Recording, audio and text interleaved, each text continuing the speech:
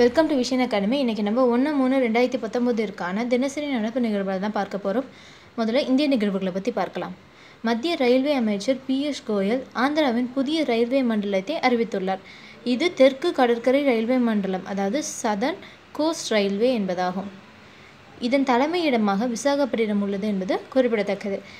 இது இந்தியாவின் 18வது ரயில்வே மண்டலம் என்பது முக்கியமானதாகும்.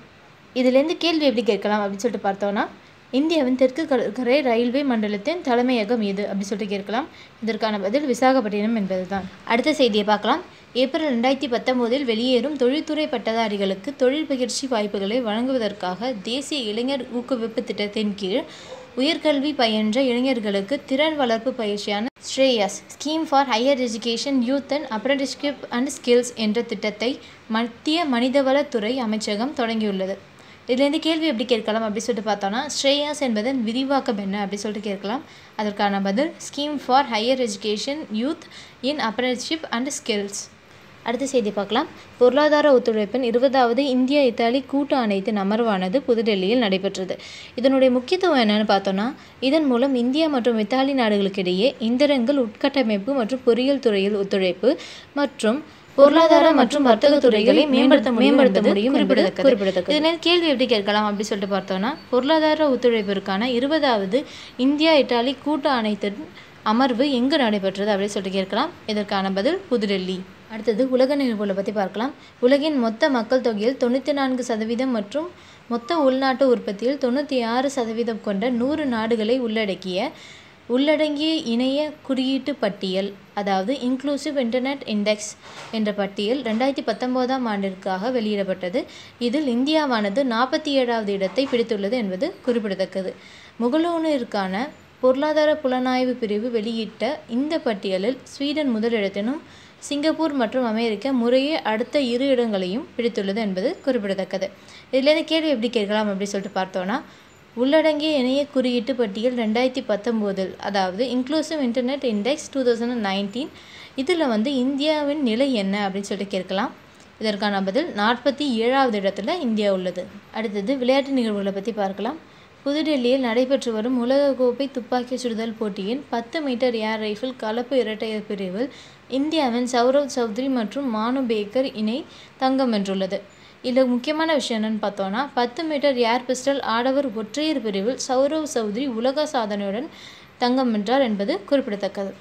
அடுத்தது இதிலிருந்து எப்படி கேள்வி கேட்கலாம் அப்படின்னு சொல்லிட்டு பார்த்தோன்னா, உலகக்கோப்பை துப்பாக்கி சுடுதல் போட்டியில் 10 மீட்டர் ஏர் பிஸ்டல் கலப்பு இரட்டையர் பிரிவில் தங்கம் வென்ற இணை எது அப்படின்னு சொல்லிட்டு கேட்கலாம். இதற்கான பதில் சௌரவ் சௌத்ரி, மானு பேக்கர் என்பது தான். அடுத்தது விருதுகளை பற்றி பார்க்கலாம். அறிவியல் தொழில்நுட்ப துறையில் சிறந்த விரும்புவோருக்கான வழங்கப்படும் விருதான சாந்தி ஸ்வரூப் பட்னாகர் விருது 2018ஆம் ஆண்டிற்காக மருத்துவத்துறையில் சிறந்து விளங்கிய டாக்டர் கணேசன் வெங்கட சுப்பிரமணியன் என்பவருக்கு வழங்கப்பட்டது. இவர் சென்னை ஸ்டான்லி மருத்துவக் கல்லூரியில் பயின்று தற்போது பெங்களூரில் பணியாற்றி வருகிறார் என்பது குறிப்பிடத்தக்கது. இதுலேருந்து கேள்வி எப்படி கேட்கலாம் அப்படின்னு சொல்லிட்டு பார்த்தோன்னா, 2018ஆம் ஆண்டிற்கான மருத்துவத்துறை பிரிவில் சாந்தி ஸ்வரூப பட்னாகர் விருது பெற்றவர் யார் அப்படின்னு சொல்லி கேட்கலாம். இதற்கான பதில் டாக்டர் கணேசன் வெங்கட சுப்பிரமணியன் என்பவர் தான். அடுத்தது முக்கிய தினங்களை பற்றி பார்க்கலாம். பிப்ரவரி 28ஆம் தேதி தேசிய அறிவியல் தினமாக அனுசரிக்கப்பட்டு வருகிறது. இந்திய விஞ்ஞானியான சர் சி.வி. ராமன் புகழ்பெற்ற ராமன் விளைவை கண்டுபிடித்த நாளான பிப்ரவரி 28ஆம் நாள் ஒவ்வொரு ஆண்டும் தேசிய அறிவியல் தினமாக கொண்டாடப்பட்டு வருகிறது என்பது குறிப்பிடத்தக்கது. இந்த 2019ஆம் ஆண்டு தேசிய அறிவியல் தினத்தின் கருத்துரு, அதாவது தீம் என்னன்னு பார்த்தோன்னா, science for people and people for science என்பதாகும். ராமன் விளைவு கண்டுபிடிக்கப்பட்ட ஆண்டு என்னென்னு பார்த்தோன்னா, பிப்ரவரி 28, 1928ஆம் ஆண்டு கண்டுபிடித்தார். அதற்காக இயற்பியலுக்கான நோபல் பரிசும் இவருக்கு வழங்கப்பட்டது. இது எப்போ வழங்கினாங்க அப்படி சொல்லிட்டு பார்த்தோன்னா, 1930ஆம் ஆண்டில் வழங்கினாங்க. அது மட்டும் இல்லாமல் 1954 நம்ம தேசத்தின் மிக உயரிய விருதான பாரத ரத்னா விருதும் இவருக்கு வழங்கப்பட்டது. இதுலேருந்து கேள்வி கேட்கலாம் அப்படின்னு சொல்லிட்டு பார்த்தோன்னா, எப்போ வழங்கினாங்க அப்படின்னு சொல்லிட்டு பார்த்தோன்னா, 1930ஆம் ஆண்டில் வழங்கினாங்க. அது மட்டும் இல்லாமல் 1954 அடுத்தது நியமனங்களை பற்றி பார்க்கலாம். போலீஸ் அதிகாரிகளுக்கு எதிராக குற்றச்சாட்டுகளை விசாரணை செய்யும் உயரிய அமைப்பான போலீஸ் புகார்கள் ஆணையத்தின், அதாவது போலீஸ் கம்ப்ளைண்ட் அத்தாரிட்டியின் தலைவராக ஓய்வு பெற்ற நீதிபதி P.S. தேஜி என்பவர் நியமிக்கப்பட்டுள்ளார். இதுலேருந்து கேள்வி எப்படி கேட்கலாம் அப்படின்னு சொல்லி பார்த்தோன்னா, போலீஸ் புகார்கள் ஆணையத்தின் தலைவராக சமீபத்தில் நியமிக்கப்பட்டவர் யார் அப்படின்னு சொல்லிட்டு கேட்கலாம். இதற்கான பதில் PS தேஜி என்பதுதான்.